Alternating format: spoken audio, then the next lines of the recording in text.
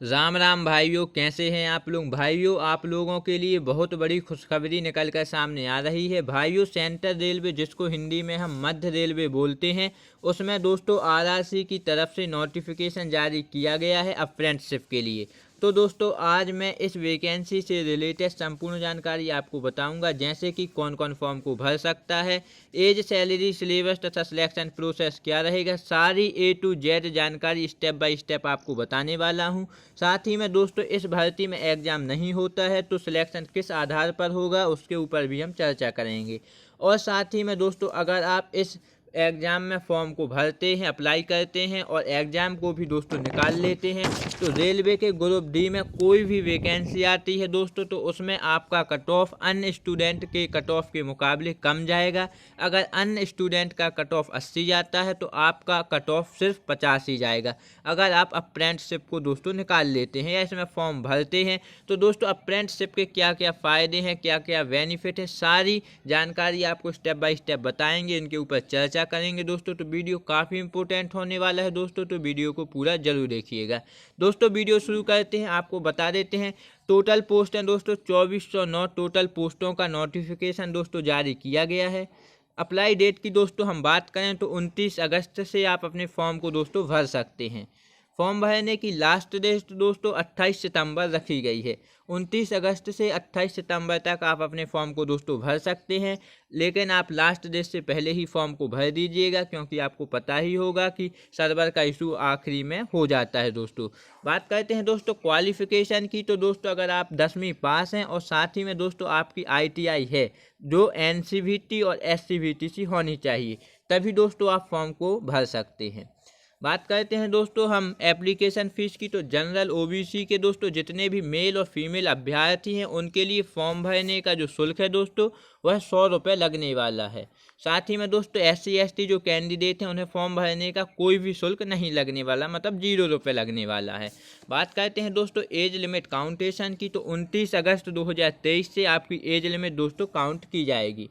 Age limit की दोस्तों हम बात करें तो 15 साल से 24 साल तक के जितने भी जनरल अभ्यर्थी हैं दोस्तों वह फॉर्म को अप्लाई कर सकते हैं। और साथ ही में दोस्तों 29 अगस्त 1999 से 29 अगस्त 2008 तक जितने भी जनरल मेल और फीमेल अभ्यर्थियों का जन्म हुआ है दोस्तों वह फॉर्म को अप्लाई कर सकते हैं।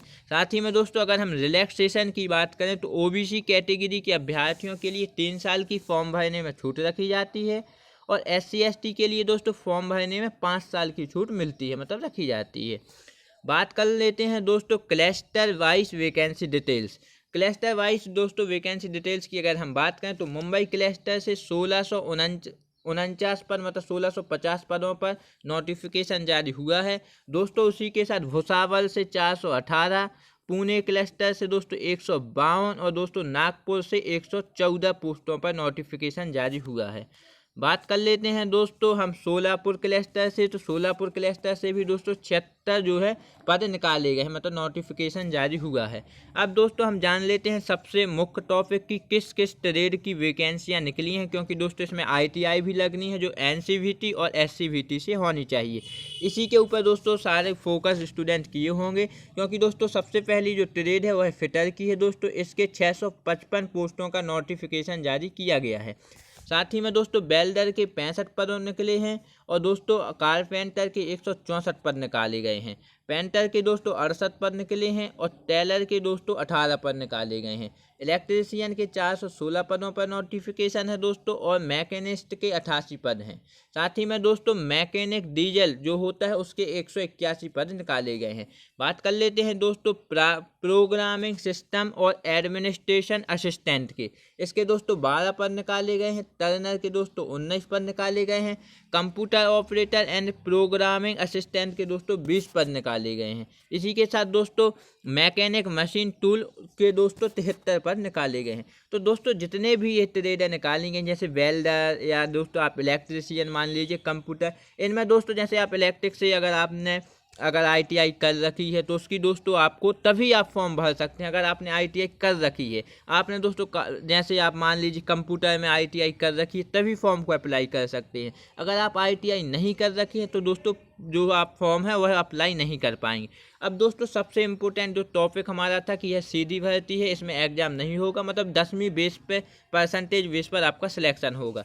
दोस्तों क्या है, अगर आप 60% नंबर आपके आए हैं, मान लीजिए 60% नंबर आपके हैं, तो दोस्तों 60% नंबर में जिन अभ्यर्थियों की है वो फॉर्म को अप्लाई कर दीजिएगा, क्योंकि आराम से आपका हो जाएगा। 10वीं के दोस्तों आधे नंबर ले जाएंगे, जैसे आपके 60 नंबर टोटल हैं तो आपके 30% हो जाएंगे। इसी के साथ ITI के भी दोस्तों अगर आप 60% है तो 30% उसके भी ले लिए जाएंगे, तो टोटल 60% मिलाकर दोनों के दोस्तों आपका जो क्या कहलाता है, इसका रिजल्ट मेरिट लिस्ट दोस्तों तय की जाती है।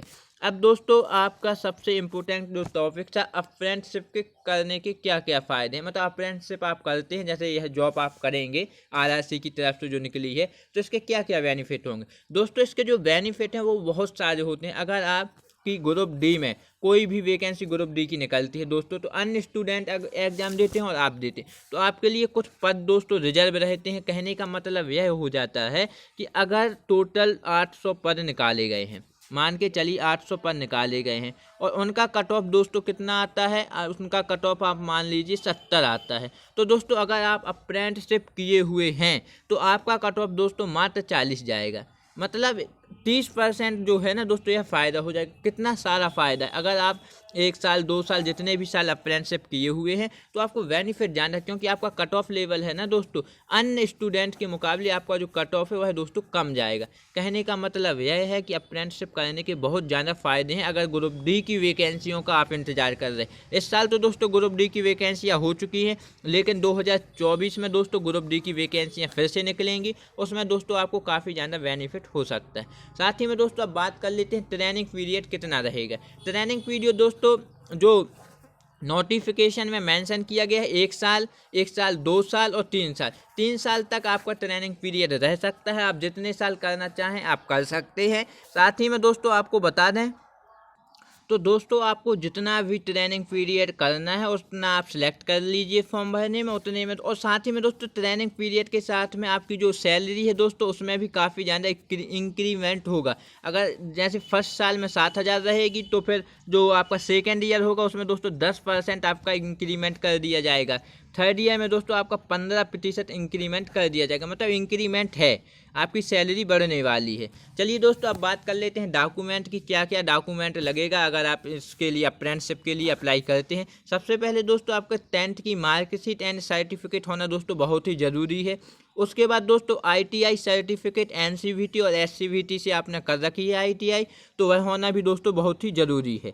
अब दोस्तों ITI मार्कशीट ऑल सेमेस्टर, देखिए जो ITI की मार्कशीट है दोस्तों वह पूरे सेमेस्टर की होनी आपके पास बहुत ही ज़रूरी है।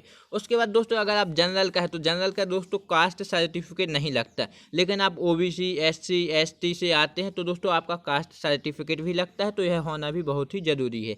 चलिए दोस्तों अप्रेंटिसशिप के हेतु फ़ायदे हो गए। अब जान लेते हैं इसकी सैलरी, क्योंकि सैलरी अभी रह गई थी।